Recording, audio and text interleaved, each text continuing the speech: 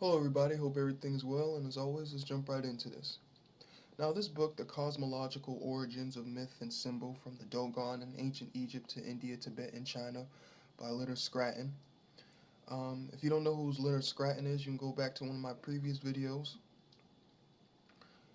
Did black people know about quantum physics thousands of years ago?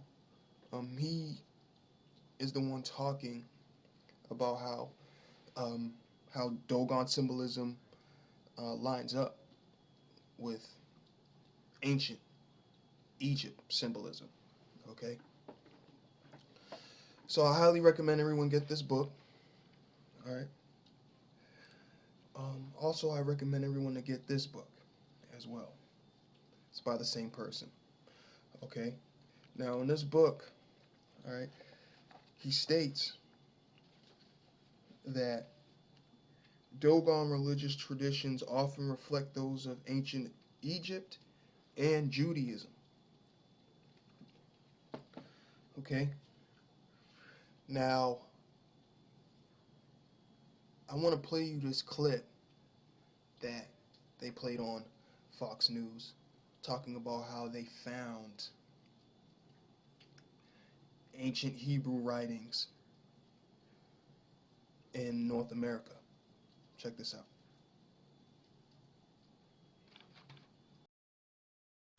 In 1860, David Wyrick, he's a guy who surveyed the Newark earthworks. He was digging into a mound near those earthworks, and he found a wooden coffin made of oak. They opened up the coffin and found a skeleton of a man holding a little box. It was about 8.10 inches in size. The box had been cemented shut here. This, by the way, is sitting in Ohio. Well, he opened up the box and he found a little man inside, a little black stone. They took it to scholars, and they looked at it. The man seems to be carrying something, and there's writing here at first they couldn't recognize. The writing is, they thought in 1860, some sort of Hebrew. Well, finally, about 20 years later, they found some rabbis living in the area, and the rabbis looked at that, and they could read it. They said it was an old kind of block Hebrew, and it was a rendition of the Ten Commandments. Now, this is another piece. Block Hebrew, they said they'd never seen anything like it. Mainstream archaeologists at the time called this a hoax. But then in 1900, or just about after 1900, in Israel, they found the same block-style Hebrew writing. Mainstream archaeologists still dismissed the findings. They found it in Israel, and they found it in Ohio. But there was another stone that they found that they couldn't argue. This is the Bat Creek stone. It was found during the course of an official Smithsonian evacuation. The Smithsonian didn't understand the meaning of the writing on the stone. They thought it was Cherokee, since it came from Cherokee country. They didn't realize that it's actually Hebrew. They had published this originally upside down. They threw it in a box at the bottom of the Smithsonian, put it in the basement. Many years later, a scholar took it out of the box, looked at it, and went, oh my gosh, it's upside down. It's Phoenician, ancient Hebrew. So what's going on here? What is that about? Where is that history? Now, this only solidifies the theory that at one point in time, melanated peoples had their own one-world nation, one-world civilization, and that the one-world language they spoke was this ancient Hebrew. All right, you can even go back to one of my videos, the ancient ones, and that talks about how at one point in time, ancient religions up to this day share similarities. And I'm going to be showing in a bit as to why we should not be calling Hebrew a language. All right. Now, this right here is 6 out of the 12 original tribes. All right. Now, we talked about this before about how they whitened up Latin America. All right.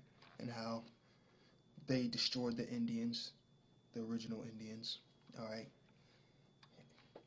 And what they did to the Aborigines. But I'm for those of you who don't know, All right, they damn near wiped out all of the dark-skinned Asians. All right, you only have a few people who will talk about that. Okay, and of course the original people from India and the Philippines. All right, because when you go back oh so many generations, they will find out that they are melanated. All right, and the reason for that is because melanated people are the most genetically diverse people in the world. Now, I'm going to show you this clip of a white professor getting more detailed into that. Check this out.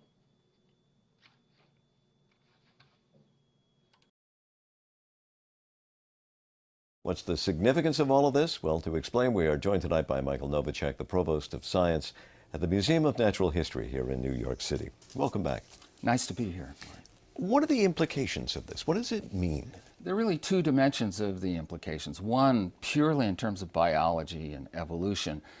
The genes that we see, the gene map that's been created here, tells a very fascinating historical and evolutionary story about populations, where they once were, where they went to through migration, and so forth.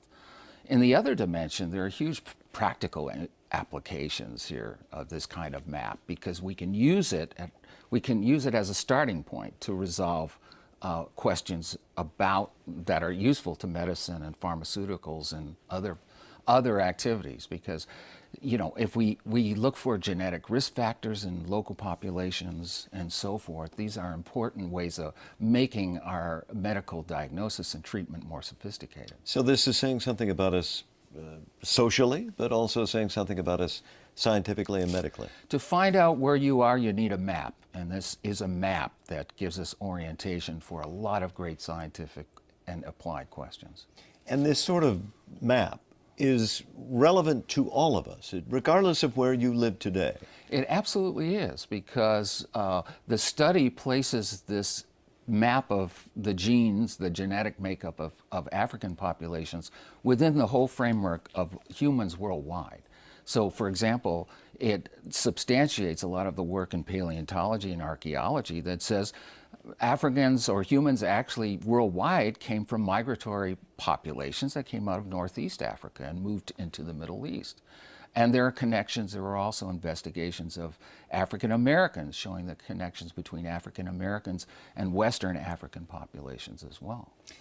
How was the information gathered? I presume they had to travel across the continent and sometimes in very difficult areas. One of the really striking things about this study is the massive effort it took. They've been collecting blood, this team has been collecting blood samples for over 10 years, not only in major population centers within Africa, but within far-flung tribes and very isolated areas, using jeeps, trekking into the wilderness. It's been a real adventure for them. And they've sampled intensively about 3,000 individuals and I think more than 113 populations of Africans. Were there any real surprises? Anything that jumped out?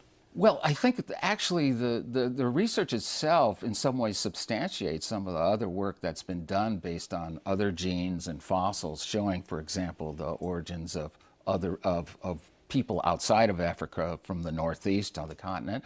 On the other hand, there are some very interesting patterns. For example, hunter-gatherers seem to be, today, the hunter-gatherer populations or cultures in Africa today seem to be fragments of a much larger population in the past, maybe some 35,000 years ago in western parts of Africa.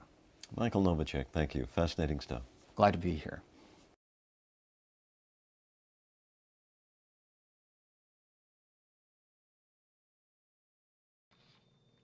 And just to prove a point, the same thing goes with the Esau story, okay?